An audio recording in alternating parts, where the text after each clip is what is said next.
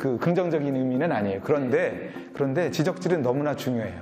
질책할 일이 생겼을 때 욕하고도 칭찬받는 질책의 기술. 저는 질책이라기보다는 이제 지도인 것 같아요.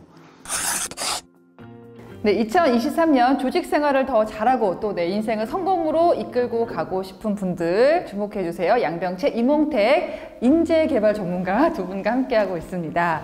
저보다 부하 직원들을 데리고 일을 해보면 정말 지적을 할 수밖에 없어요. 정말 이 친구들에게 잘 지적을 하고 싶고 때로는 혼도 내야 되는데 이런 좀 노하우를 알려주신다고요. 지적은 사실은 이제 사람들이 되게 좋아하지 않는 단어 중에 하나이기 때문에 할 수밖에 없잖아요. 거기에 질자가 붙어요. 질. 네, 그래서 지적은 지적질이에요. 사람들이 싫어하는 행위거든요. 네. 뭐 주로 이게 질자가 붙는 단어가 그렇게 그 긍정적인 의미는 아니에요. 그런데 지적질은 너무나 중요해요. 사람의 성장을 시키기 위해서 또 실수를 없애기 위해서. 근데 그 지적질의 핵심은 팩트 베이스드예요. 아, 팩트가 있어요. 팩트. 그러니까 내가 관찰하지 않은 거로 갖고 지적질을 하면 안 돼요. 예. 되게 중요한 포인트거든요. 예를 들면 제가 팀장인데 저한테 와서 누구를 꼰질러요. 일러요. 팀장님, 저 친구가 요새 이래 합니다. 혼 좀 내주세요. 이렇게 들은 얘기를 가지고 불러서 너 왜 그래? 그 맞아? 너 요즘 왜 그래? 너 그렇다는데 맞아? 근데 이런 게 이제 전혀 공감 안 되는 지적인 거죠. 왜냐면 자기는 나를 관찰 안 했거든. 그런 장면을 못 봤거든. 내가 보지 않은 걸 믿지 않는다. 그렇죠. 철저하게 내가 본 거 중심, 문서 중심, 팩트 베이스드 중심으로 지적질을 해야 돼요. 이게 엄청 찔리는 게 조직이라고 예를 들어 가정생활 되게 중요한 게 제가 오늘 아침에 우리 딸한테 넌 도대체 엄마가 양치질 하라고 몇 번 나이트 안 하는 거야 하니까 저 멀리서 갑자기 애가 막 화를 내면서 나 지금 양치질 하고 있다고. 그렇죠. 제가 가서 확인을 하지 않고 그렇죠. 짐작해서 혼을 냈더니 엄청 화를 내는 거예요. 비슷한 거네요. 같은 맥락이죠. 내가 눈으로 보지 않는 것은 혼내지 마라. 그런 상사셨습니까? 그럼요. 네, 직접 보여주는 게 가장 중요해요. 저는 양 교수님이 저한테 어떤 좋은 얘기를 해주셔서 제가 좋아하는 게 아니에요.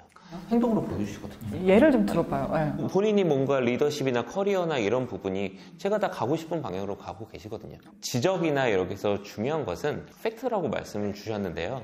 이제 누군가 관리할 때 개인과 개인에서 팩트도 되게 중요한데 넘겨짚지 않는 것도 되게 중요해요. 추측하지 마라. 근데 넘겨짚는다는 게 선입견으로 먼저 움직이는 거예요. 야, 요새 MZ세대 도대체 왜 이러냐? MZ세대 뭐 왜 이렇게 열정이 없어? 너 MZ야? 이 사람 뭐 일을 안 했거든요. 이 사람의 행동으로 이제 열정이 없다 그렇게 하면 되겠죠. 요러한 행동으로 너희가 봤을 때는 이게 부족해. 그럼 받아들일 거예요. 근데 그런 거 없이 툭 치고 들어가거든요. 요새 애들은 말이야 뭐라고 말하 못 견디고 말이야 그만두고 말이야. 네, 그래서 저는 그 MZ라는 세대 단어 자체를 그렇게 좋아하지 않는 이유가 바로 그런 거예요. 100명 있으면 100명이 선호하는 거랑 특징이 다 다른데 그걸 퉁쳐서 들어가는 것 자체가 부당한 거죠. 퉁치지 말라. 네, 그럼 이제 그냥 틀리다 뺀다고 하는 거죠. 이제 틀리딱딱 하는 거죠. 이조합수 하고 이제.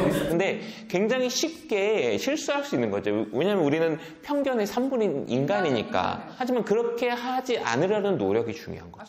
그래서 잘 혼내기 위해서 지금 넘겨짚지 말고 그렇죠. 팩트 위주로 해라. 그러기 위해서 필요한 게 기록이라고 얘기하셨어요. 왜 그럴까요? 관리자들 중에 자기 밑에 구성원들이 여러 명이면 여러 명의 세밀한 특성들을 다 기억할 수 있다는 게 사실 힘들어요. 왜냐면 팀장이 직원들 관리만 하는 또 사람은 아니거든요. 팀장도 자기 생활이 있고 자기 생활이 있고 또 자기가 해야 될 역할이 상사한테 있어요. 또 자기가 부하 그렇죠. 직원이고. 네. 나도 내 본연의 일도 하면서 관리라는 일을 해야 되는데 그거를 내가 다 기억할 수가 없어요. 그래서 내가 A한테 해야 될 얘기를 A한테만 해야 되는데 A한테 해야 될 얘기를 B한테 얘기하면 이제 남의 다리 긁는 거잖아요. 전혀 공감대를 못 이루는 거잖아요. 네. 그래서 그런 실수를 하지 않기 위해서 상대방한테 들은 이야기를 적는 거 굉장히 중요하고요. 더 중요한 게 있어요.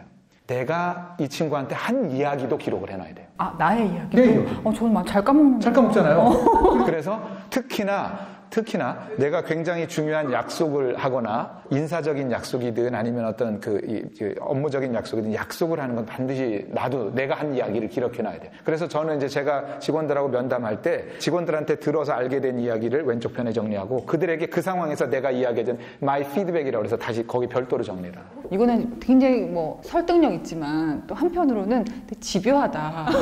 그 집요함이 사람을 질리게 할 수 있거든요. 근데 그 집요함으로 이제 괴롭히는 했느냐가 중요한 거고, 그러니까 가장 중요한 건 팩트라는 거예요. 이 사람이 성과를 냈느냐를 얘기하는 게 가장 중요하거든요. 보상을 하는 기준이 되죠. 그렇죠. 이 사람이 어느 정도 일을 하고 어느 기준에 있어서 더 일을 잘했느냐가 나오는 거예요. 그렇죠. 근데 사실은 회사에서 얘기하는 모든 얘기나 내가 공식적으로 하든 사적으로 하든 다 기록됐다고 볼 수밖에 없어요. 나의 행동이 다 기록된다고 생각하고 행동하는 게 더 좋고. 맞아요. 네.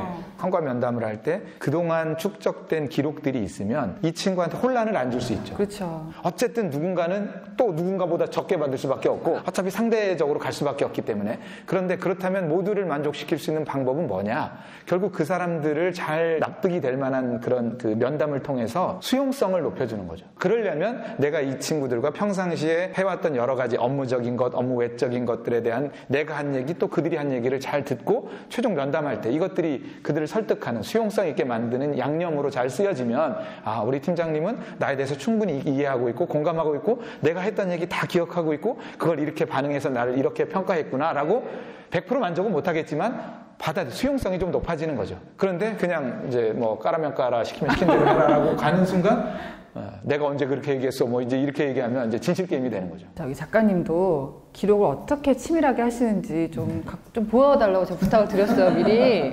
이제 제가 수시로 메모 그거 다 제가 친 거예요. 귀찮은 거는 사진으로. 직원에 대한 기록만 하시는 게 아니라 그렇죠. 살면서 만나는 네. 많은 그 경험들을. 그렇죠. 네. 아 그렇군요. 직원이나 어떤 개인적으로 뭔가 질책할 일이 생겼을 때 욕하고도 칭찬받는 질책의 기술. 저는 질책이다기보다는 이제 지도인 것 같아요. 어떤 얘기를 듣든 그게 도움이 되는 얘기가 가장 중요한 것 같아요. 그리고 이거를 누군가의 감정을 상하지 않게 하는 거. 예전 회사랑 좀 비교해 보시면 돼요. 이제 20년 전, 15년 전 이런 저도 이제 회사 생활할 때 느낀 건 뭐냐면 공개적으로 망신을 주면서 질책을 해줘. 사람들 모일 때, 야, 너 이따고밖에 못해? 그럼 그게 이제 그 사람의 망신을 주고 수치심을 유발해서 더 이제 이걸 이겨내고. 둘이만 있을 때 해야 되나요? 그게 가장 좋죠. 이제 민감한 얘기라던가 이 사람의 감정을 상할 수 있거나 그럴 수 있으면 공개적으로 그게 도움이 되면 공개적으로 할 수 있겠지만 회사 생활에 이 사람이 부족한 것을 개선시키고 싶을 때는 정확하게 아까 얘기한 팩트 위주로 하면서도 이것이 개선될 수 있는 모습까지도 보여줄 수 있어야 되는 거예요. 그리고 가장 중요한 것도 이런 거예요. 이제 그 사람이 감정이 문제냐, 진짜 이게 잘못된 거냐를 정확히 알려주는 것도 중요하죠. 저는 반대로 지금 소규모에서 계속 직장 생활을 유지하고 있지만 저도 이제 개인 활동도 많이 하고 강의도 많이 하잖아요. 점차 느끼는 게 뭐냐면 어느 누구도 지적해주지 않아요. 맞아요. 네. 이거 제 잘난 대로 하는 거예요. 그렇다 보면 저는 부족한 게 모르는 거죠. 근데 최근에 이제 아는 선배님하고 강의를 하는데 자잘한 것도 지적을 해줬어요. 그 선배는 저 원래 자잘한 걸 잘 지적해준 선배였거든요. 회사 다닐 때도. 근데 너무 고맙더라고요. 네. 아, 내가 지금 나 잘난 맛에 이런 것도 부족함을 느끼고 있었구나. 이건 기본인데 이런 거 하면 저는 너무 고마운 거예요. 저는 주위에서 지적을 해줬으면 좋겠어요. 지적을 하고 질책을 낼 때 그 두 가지를 잘 조화롭게 하는 게 중요하겠죠. 얘기를 들을수록 요즘에 회사 생활하려면 공감이 진짜 중요한 것 같아요. 우리가 말 위주로 말씀을 드렸지만 바디랭귀지가 되게 중요하거든요. 좀 꿀팁을 좀 알려주세요. 처음부터 끝까지 상대방한테 아이 컨택을 굉장히 중요시하게 생각해요. 왜냐하면 그 아이 컨택 속에 그분의 모든 게 담겨 있어요. 예, 감정이 담겨 있고 지금 무슨 생각을 하는지도 사실 대충 캐치할 수도 있어요. 이번에 눈동자와 이 얼굴, 특히나 이 얼굴 주변을 살펴보면 그러면 내 얘기에 더 집중하게 되고 서로 간에 관심을 갖게 돼요. 그래서 그리고 이제 저 같은 경우는 아무래도 이제 제 방에 보고하러 이렇게 들어오잖아요. 그러면 제 철칙이 있어요. 절대 내 옆에 서서 보고 못하게 해요. 왜? 나랑 눈높이를 맞춰야지.